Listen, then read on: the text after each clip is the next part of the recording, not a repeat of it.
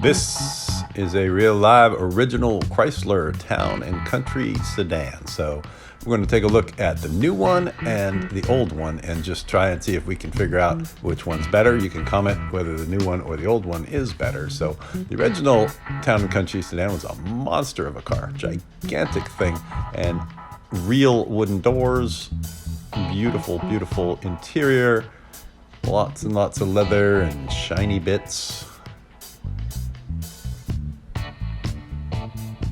Just absolute joy to behold. And then if you get close up on the woodwork, it was amazing.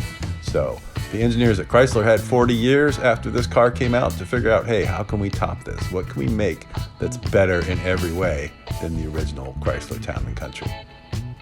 Look at that, it's like a classic boat. So now we're going to take a look at what they came up with in the 80s, and we can see if we like it better or if this old clunker is superior in every possible way, at least aesthetically. And this is what rolled out of the engineering lab. Behold the raw beauty of a metal box on wheels with a plastic wood sticker on it to make you get the feel of real wood without the maintenance chores of real wood. We're not going to look inside this particular one because I think it's entirely possible that somebody actually lives inside of it, but I would say the old one has the win over the new one on this comparison.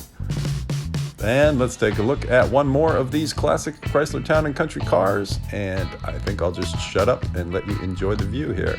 It's beautiful, and it's great that people have restored these and bring them around for everybody to see.